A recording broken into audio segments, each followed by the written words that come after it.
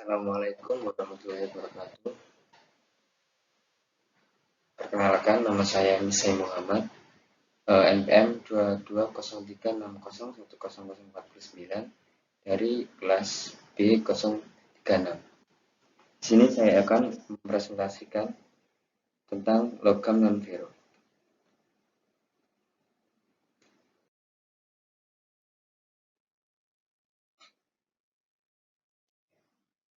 Di sini terdapat 3 bab, yaitu definisi, sifat logam, dan macam logam.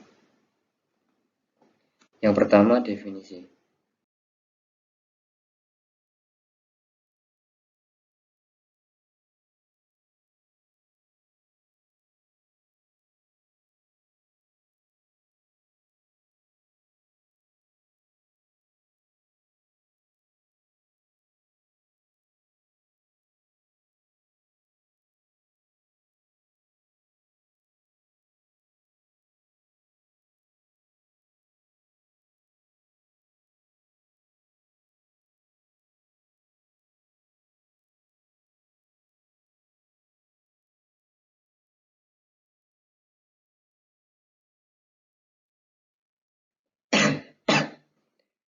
Logam non-ferro atau logam bukan besi adalah logam yang tidak mengandung unsur besi atau bisa disebut Fe.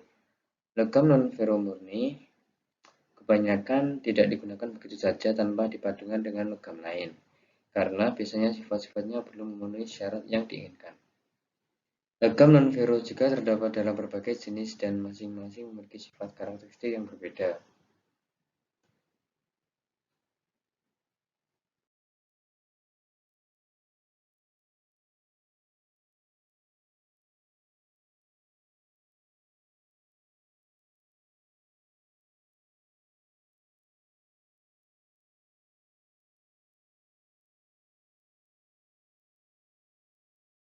Lalu selanjutnya, sifat logam.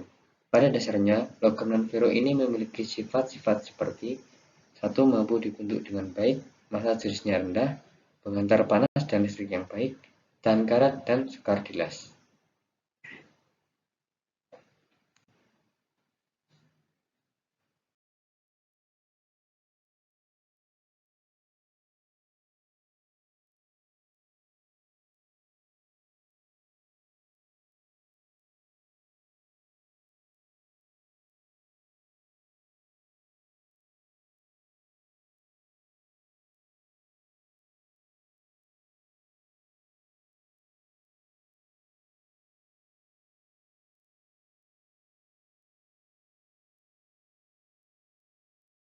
Lalu ketiga, macam-macam logam non-ferro.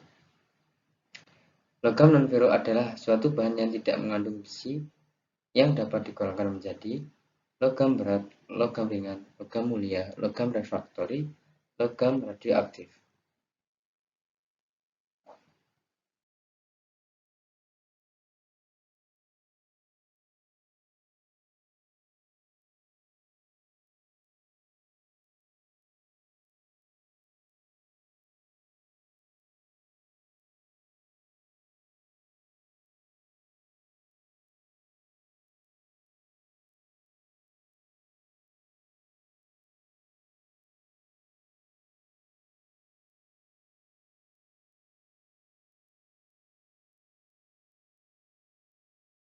Logam berat.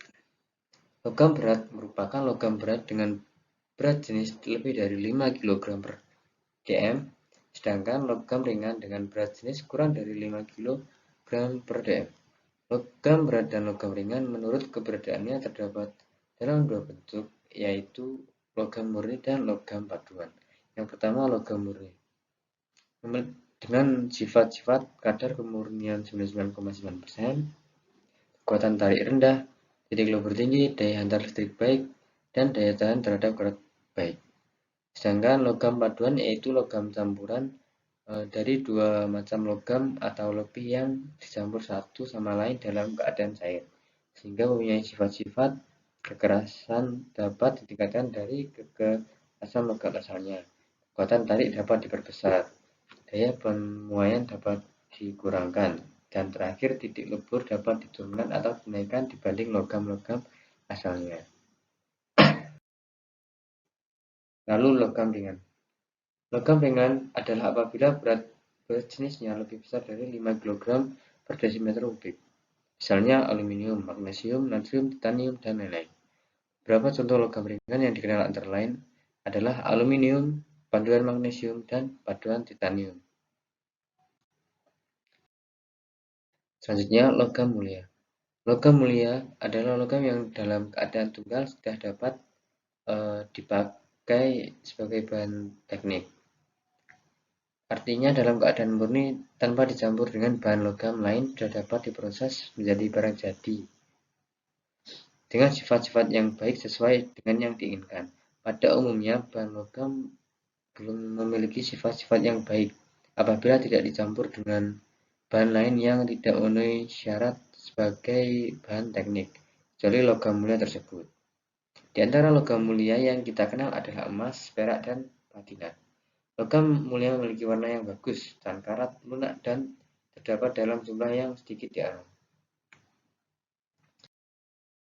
Selanjutnya, logam refraktori.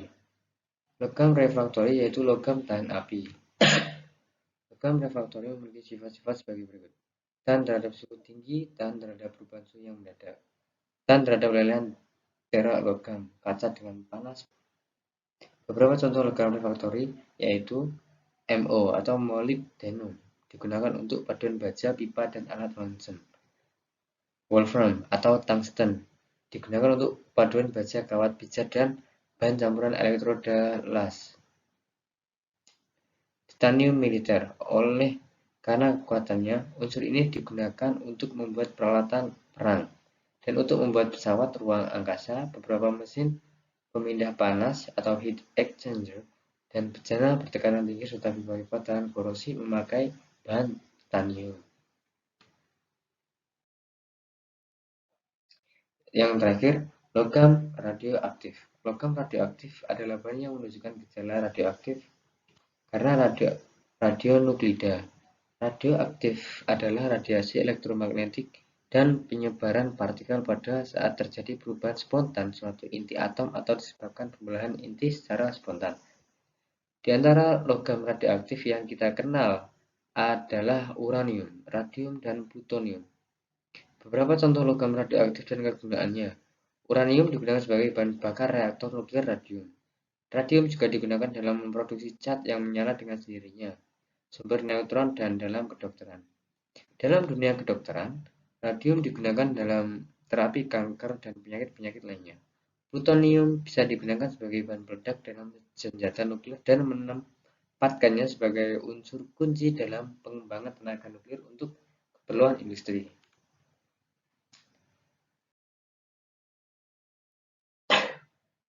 Terima kasih. Sekian dari saya. Mohon maaf kalau ada kesalahan kata. Waalaikumsalam warahmatullahi wabarakatuh.